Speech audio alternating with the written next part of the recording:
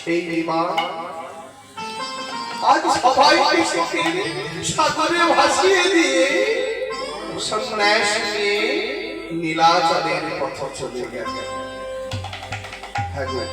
দুঃখ হবে না, সচিমহের দুলালিয়া মা